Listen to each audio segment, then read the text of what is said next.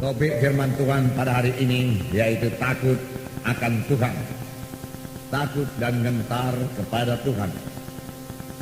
Dari firman Tuhan dalam buku Filipi, yaitu Filipi pasal 2, mulai ayat 12 waktu itu, di mana dikatakan, kerjakanlah keselamatanmu dengan takut dan gentar akan Tuhan.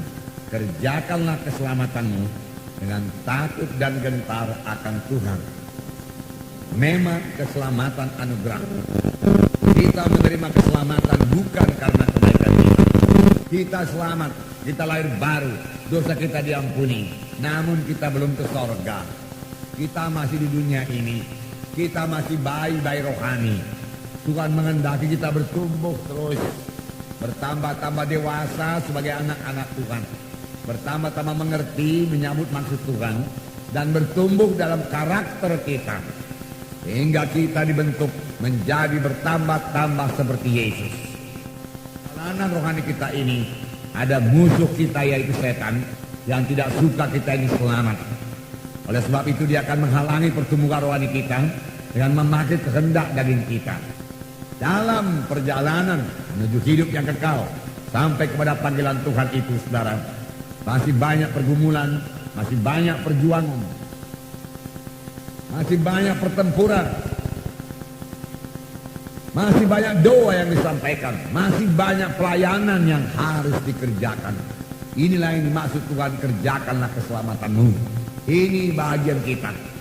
Memang Tuhan memberikan kerinduan kepada kita untuk mengerjakan semua hal tersebut, dan kesanggupan juga kepada kita. Sepanjang kita mengaku kepada Tuhan dengan kekuatanku sendiri, aku tidak akan sanggup Tuhan. Aku butuh Roh Kudus menyanggupkan aku Tuhan. Maka Roh Kudus akan kerja giatnya di dalam kita.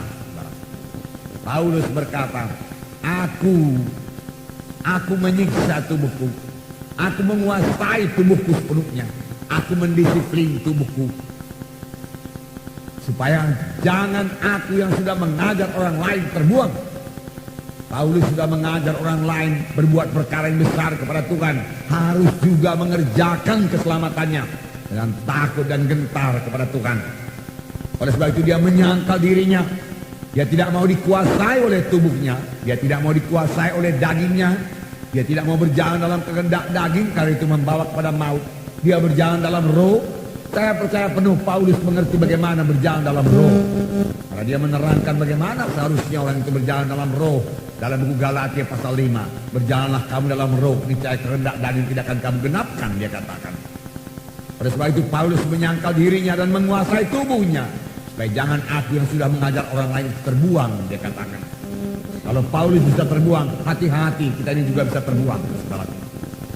Dalam buku Wahyu dikatakan, kepada barang siapa yang menang, banyak sekali janji-janji Tuhan.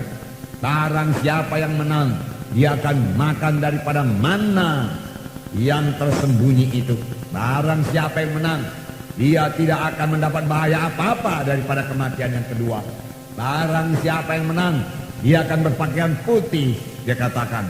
Barang siapa yang menang, dia akan makan daripada pohon kehidupan, dan seterusnya dan seterusnya. Barang siapa yang menang, hati-hati, kalau ada yang menang ada yang kalah. Biarlah kita semua menang. Tuhan menghendaki kita semua menang, amin. Tapi untuk menang ini ada usaha, untuk menang ini ada pergumulan, untuk menang ini ada perlombaan, di mana kita diwajibkan membuang semua dosa-dosa, membuang semua beban-beban kedagingan, buangkan semua duniawi daripada hidup kita. Jangan terlalu banyak melihat dunia ini, itu membutakan mata rohani kita, membuat kita duniawi. Mari sangkal diri kita, maju dalam Tuhan untuk menang.